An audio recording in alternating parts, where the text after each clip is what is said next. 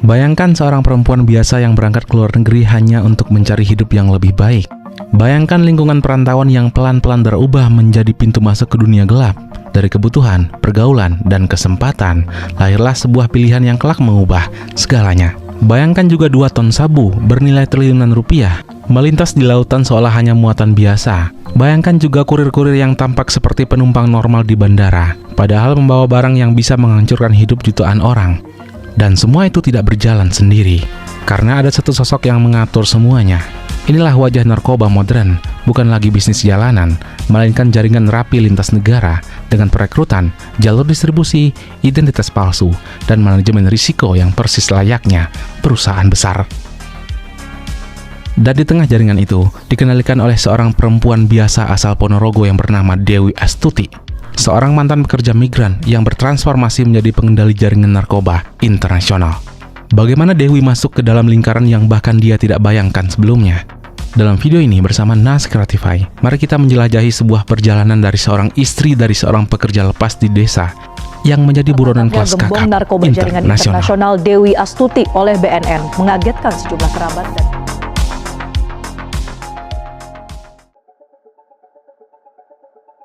Beberapa tahun lalu, Dusun Sumber Agung di Ponorogo hanya mengenal Dewi Astuti sebagai perempuan biasa. Tidak ada yang menonjol. Ia dikenal sebagai pekerja migran yang kerap pergi ke luar negeri demi mencari nafkah. Setelah menikah dengan pria setempat pada tahun 2009, Dewi menetap di dusun itu dan hidup seperti warga lainnya. Di mata lingkungan sekitarnya, Dewi adalah sosok pekerja keras. Ia pernah bekerja di Taiwan dan Hong Kong. Sepulang ke Ponorogo, ia bahkan sempat berjualan nasi keliling. Gambaran hidupnya sangat sederhana, perempuan biasa yang berjuang menghidupi keluarganya. Jauh dari kesan tokoh penting, apalagi sosok yang berbahaya, kamuflase sosial ini bekerja nyaris sempurna. Tidak ada yang curiga, tidak ada yang bertanya lebih jauh padanya. Mobilitas Dewi yang tinggi justru menjadi kuncinya. Ia berpindah dari satu negara ke negara lain, mulai dari Taiwan, Hong Kong, hingga akhirnya ke Kamboja. Perpindahan ini membuat jejak administrasi dan sosialnya terputus-putus, sulit ditelusuri, dan sulit untuk dipetakan. Belakangan, fakta lain mulai terkuak. Nama Dewi Astuti ternyata bukanlah identitas aslinya. Nama lahirnya adalah Priyatin. Nama alias itu digunakan dalam keseharian, seolah membangun jarak antara dirinya dan masa lalunya. Bahkan menurut keterangan keluarga, pada tahun 2013 ia pernah berangkat ke luar negeri menggunakan dokumen milik adiknya. Lapisan demi lapisan pengkaburan identitas itulah yang membuat sosok Dewi lama tidak tersentuh. Di hadapan warga, ia hanya terlihat sebagai pekerja migran biasa. Namun di balik kehidupan yang tampak sederhana itu, tersimpan peran yang sama sekali berbeda, baru terungkap setelah semuanya sudah terlambat.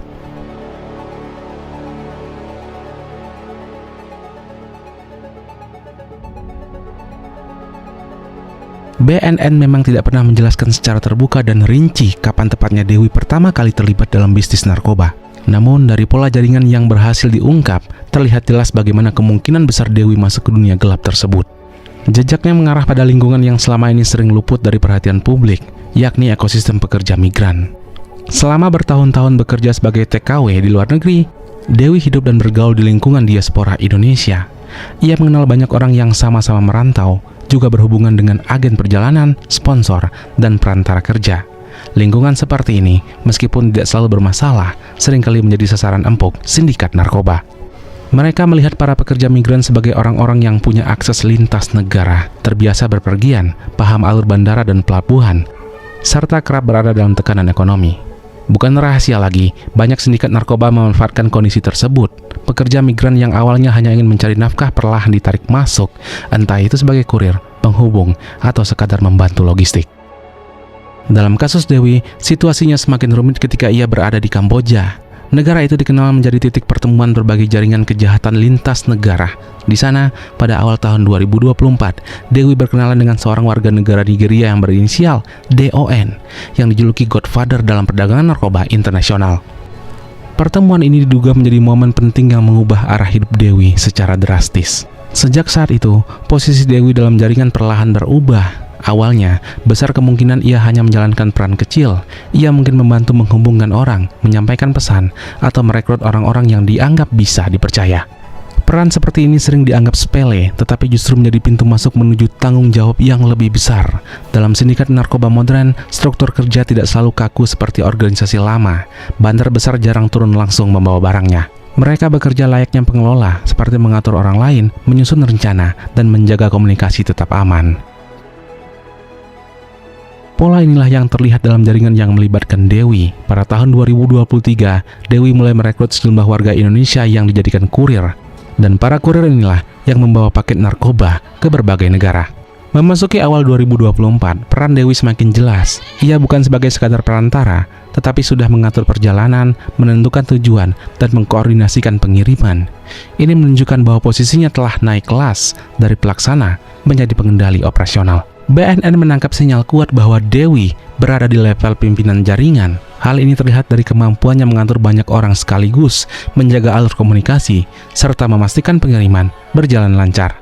Setelah penangkapannya, BNN menegaskan bahwa Dewi akan diperiksa secara mendalam.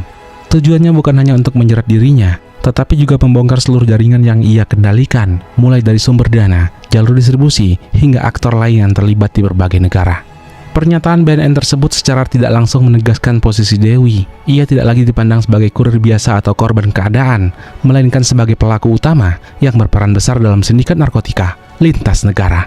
Transformasinya dari seorang buruh migran menjadi pengendali jaringan narkoba internasional menunjukkan bagaimana sindikat kejahatan bisa tumbuh dari celah-celah kehidupan sehari-hari, memanfaatkan kebutuhan, pergaulan, dan kesempatan yang ada.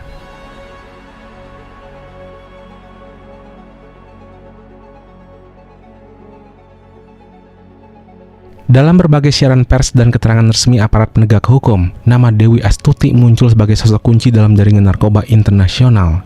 Ia tidak lagi dipandang sebagai pelaku kecil ataupun orang suruhan, melainkan figur sentral yang memegang kendali besar. Kepala BNN Komjen Suyudi Aryo Seto secara terbuka menyebut Dewi sebagai otak penyelundupan 2 ton sabu yang terkait dengan jaringan Golden Triangle, yaitu salah satu kawasan penghasil narkotika terbesar di Asia Tenggara. Kasus penyelundupan dengan jumlah yang sangat besar itu berhasil digagalkan pada Mei 2025. Dari sinilah perhatian aparat semakin tertuju pada Dewi. Bahkan sebelum kasus itu terbongkar sepenuhnya, namanya sudah lebih dahulu masuk dalam daftar buronan internasional. Sejak 3 Oktober 2024, Interpol menerbitkan red notice atas namanya, yang berarti Dewi dicari oleh aparat tegak hukum di berbagai negara, bukan hanya di Indonesia. Yang membuat kasus ini semakin serius, Dewi tidak hanya dikaitkan dengan jaringan Golden Triangle di Asia Tenggara. Aparat juga menghubungkannya dengan sejumlah kasus besar lain sepanjang tahun 2024 yang melibatkan jaringan Golden Crescent di Asia Selatan, dan 2 wilayah ini dikenal sebagai pusat produksi narkotika dunia. Keterkaitannya dengan keduanya menunjukkan bahwa jangkauan operasi Dewi sangat luas, melintasi batas negara dan kawasan, serta melibatkan jalur distribusi yang rumit dan sangat terorganisir. Di bawah kendali Dewi, jaringan ini tidak hanya mengedarkan satu jenis narkoba saja. Aparat mengungkap bahwa berbagai jenis barang haram diedarkan, mulai dari sabu, kokain, hingga ketamin. Narkoba tersebut dikirim ke berbagai negara tujuan, terutama kawasan Asia Timur dan Asia Tenggara. Pola peredarannya menunjukkan kerja yang rapi, terencana, dan melibatkan banyak orang dari berbagai negara. Peran Dewi dalam jaringan ini juga terbilang krusial. Ia disebut aktif merekrut orang-orang Indonesia untuk bergabung dalam jaringan perdagangan narkoba lintas Asia dan Afrika. Mereka direkrut untuk menjadi kurir, mengantar paket ke berbagai negara dan rute yang sudah ditentukan. Para kurir ini seringkali hanya mengenal sedikit bagian dari jaringan, sementara kendali utamanya tetap berada di tangan Dewi dan lingkaran terdekatnya. Status Dewi sebagai buronan juga diakui oleh negara lain. Bukan hanya Indonesia yang memburunya, tapi juga Korea Selatan. BNN sudah mengkonfirmasi bahwa Dewi masuk dalam daftar pencarian orang di Korea Selatan setelah tertangkapnya seorang warga negara Indonesia di Jeju. Kurir tersebut diketahui merupakan bagian dari jaringan yang dikendalikan oleh Dewi, dan penangkapan ini semakin memperkuat dugaan bahwa jaringannya aktif dan beroperasi lintas negara. Dengan rangkaian fakta tersebut, label sebagai gembong narkoba kelas kakap pun resmi melekat pada Dewi Astuti. Ia dipandang sebagai pengendali utama jaringan narkotika internasional yang nilai bisnisnya mencapai triliunan rupiah. Bukan hanya karena besarnya jumlah barang yang diselundupkan, tetapi juga karena luasnya wilayah operasi dan banyaknya orang yang berada di bawah kendalinya.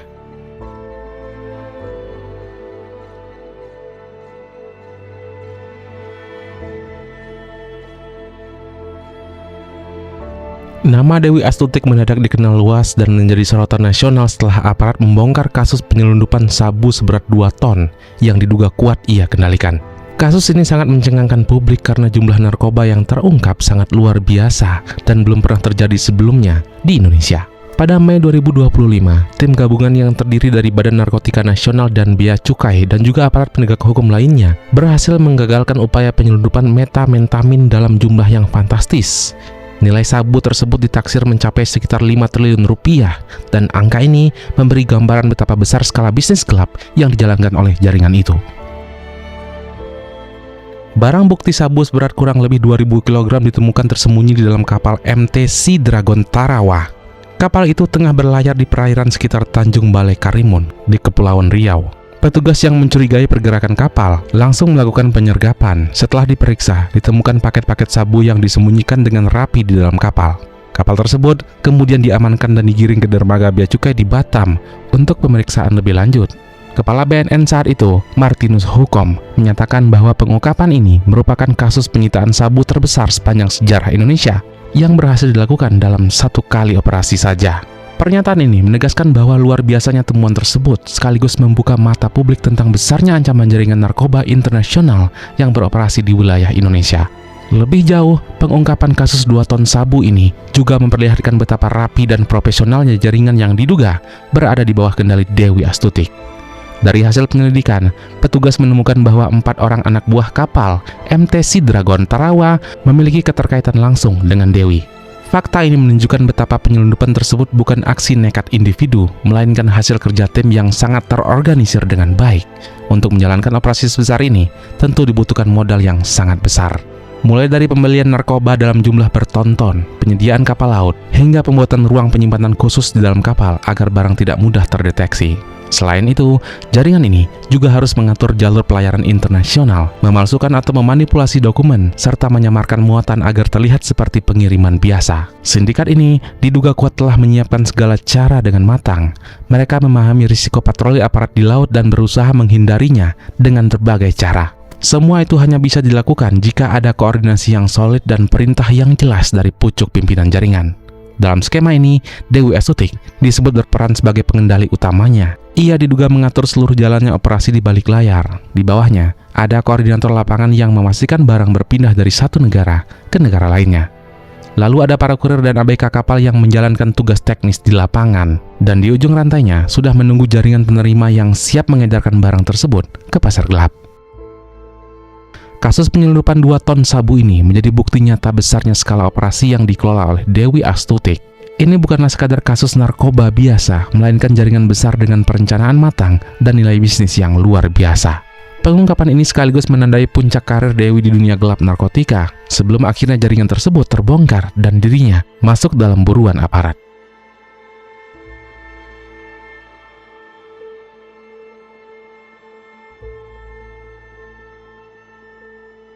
Dari rangkaian kasus yang berhasil dibongkar aparat, terlihat jelas pola kerja Dewi Astuti dalam menjalankan bisnis narkoba yang ia kendalikan sendiri. Cara-cara ini tidak dilakukan secara acak, melainkan terencana, berulang, dan menunjukkan bahwa Dewi paham betul bagaimana mengelola jaringan kejahatan lintas negara. Ada beberapa pola utama yang menonjol dari modus operandi yang ia gunakan. Pertama, dia merekrut orang-orang yang berada dalam kondisi yang terdesak.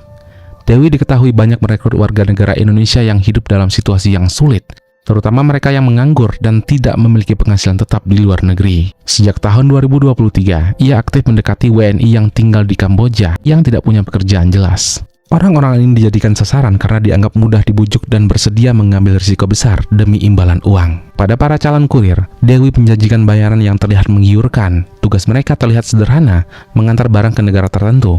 Namun di balik itu, mereka sebenarnya membawa narkoba lintas negara dengan risiko hukuman berat. Dengan cara ini, jaringan Dewi selalu punya stok kurir yang siap jalan, meski nyawa dan masa depan mereka dipertaruhkan. Salah satu contoh nyata adalah kasus seorang WNI yang bernama Iqbal yang terungkap saat membawa narkoba di Jeju, Korea Selatan. Penangkapan ini justru membuka peran Dewi sebagai perekrut utama. Dari sinilah, aparat Korea Selatan mulai memburunya. Pola ini menunjukkan bahwa Dewi berperan layaknya pengatur tenaga kerja. Dia memilih orang-orang yang paling rentan untuk dijadikan alat dalam bisnis gelapnya. Ketiga, dia menggunakan banyak jalur penyelundupan, baik udara maupun lautan. Jaringan Dewi tidak bergantung pada satu cara saja. Untuk pengiriman kecil namun cepat, mereka memakai jalur udara. Sementara, untuk pengiriman dalam jumlah yang besar, jalur laut menjadi pilihan utama. Fleksibilitas ini membuat jaringannya sulit ditebak. Awalnya, penyelidikan aparat bermula dari kasus penyelundupan heroin seberat 2,3 kg melalui Bandara Soekarno-Hatta. Kasus ini menjadi pintu masuk bagi aparat untuk menelusuri jaringan yang lebih besar. Dari sini, terlihat bahwa Dewi dan jaringannya sudah lama memanfaatkan bandara sebagai jalur distribusinya. Namun, ketika jaringan berkembang dan kebutuhan pengiriman semakin besar, strategi pun berubah. Jalur laut dipilih karena dianggap lebih aman untuk mengirim narkoba dalam jumlah yang masif. Dan puncaknya adalah penyelundupan 2 ton sabu menggunakan kapal kargo di perairan Kepulauan Riau. Sindikat ini tampaknya berharap bisa bersembunyi di tengah luasnya lautan dan lolos dari pengawasan. Tapi, perhitungan mereka ternyata keliru. Aparat Indonesia yang bekerja sama dengan berbagai pihak mendeteksi kejanggalan pergerakan kapal dan berhasil mengagalkan penyelundupan tersebut. Ketiga, adalah menyamarkan identitas dan menghapus jejak. Selama menjalankan bisnis dan melarikan diri dari kejaran aparat, Dewi juga sangat lihai dalam menyembunyikan jati dirinya.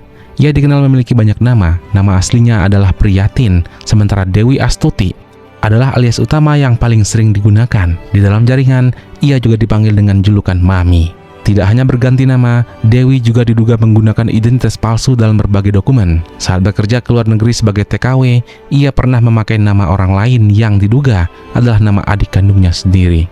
Akibatnya, statusnya di Kamboja sempat tercatat sebagai pendatang ilegal. Dengan identitas ganda dan dokumen yang berbeda-beda, Dewi bisa berpindah negara tanpa mudah dikenali. Jejak digitalnya pun minim, sehingga aparat kesulitan melacak pergerakannya. Cara hidup yang berpindah-pindah, menggunakan nama yang berbeda, dan menghindari pendataan resmi menjadi strategi bertahan hidup bagi bandar sekelasnya agar selalu selangkah di depan hukum. Modus pengaburan identitas ini terbukti cukup efektif. Selama bertahun-tahun, Dewi berhasil menghindari penangkapan meski namanya sudah masuk radar aparat internasional. Namun, secerdik apapun strategi yang digunakan, jejak tetap bisa diikuti. Dan pada akhirnya, rangkaian pola inilah yang justru membantu aparat memetakan perannya secara utuh, hingga pelariannya pun berakhir di penghujung 2025.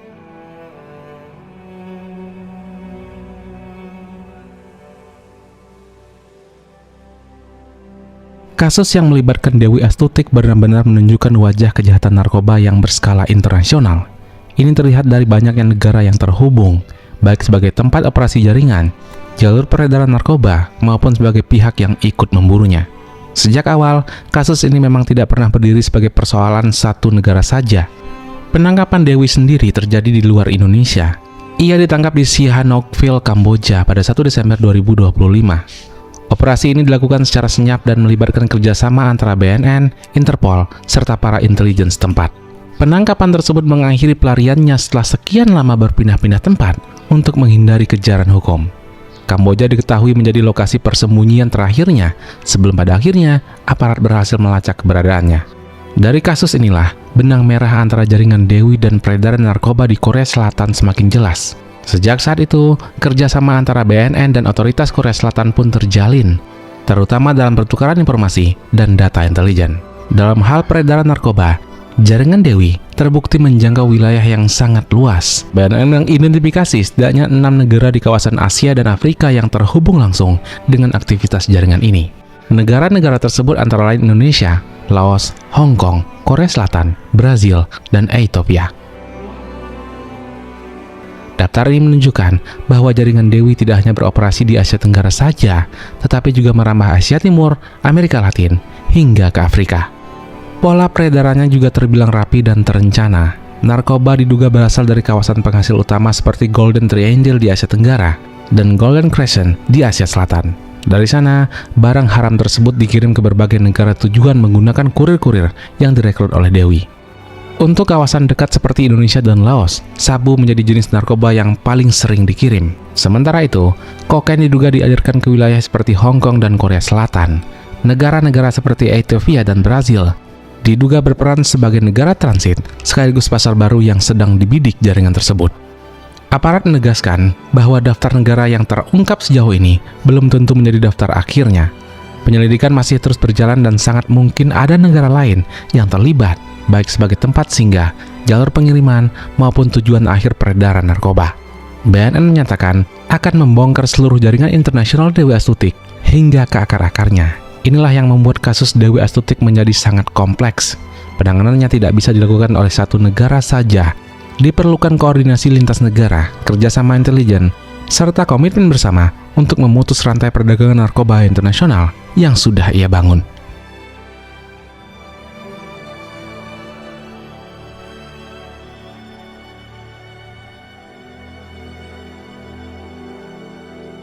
Untuk menelusuri siapa saja yang terlibat dalam jaringan Dewi Astuti bukanlah perkara mudah. Jaringannya sangat luas, berlapis, dan sengaja dibuat samar. Ibarat benang yang kusut, setiap simpulnya saling terhubung, tetapi tidak semuanya langsung terlihat. Dari berbagai keterangan aparat dan laporan media, setidaknya ada beberapa nama yang sudah muncul ke permukaan. Dan untuk menjaga kejelasan, jejaring ini bisa dibagi dalam dua kelompok besar. Nama-nama lain yang sudah disebut oleh aparat, dan kaitan lain yang masih berupa dugaan atau hasil penelusuran awal.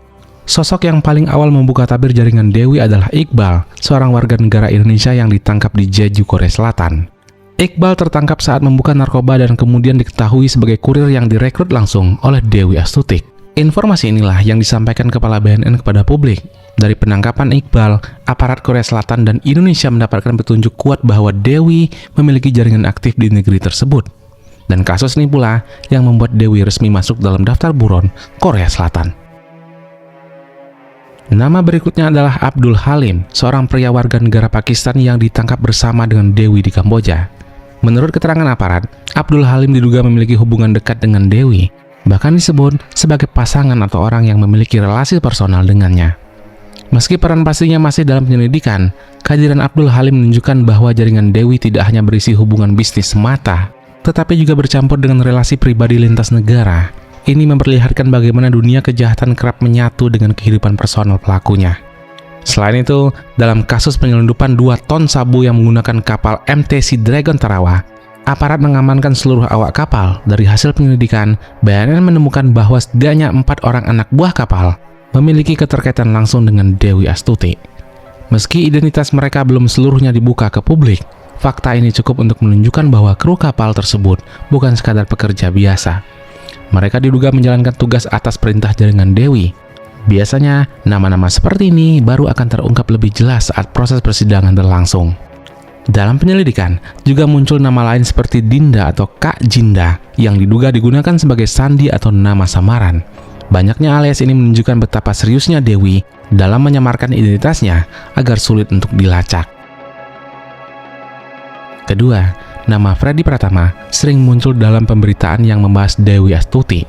Freddy dikenal sebagai salah satu gembong narkoba besar di Asia Tenggara karena mereka sama-sama beroperasi di kawasan Golden Triangle dan sama-sama warga negara Indonesia.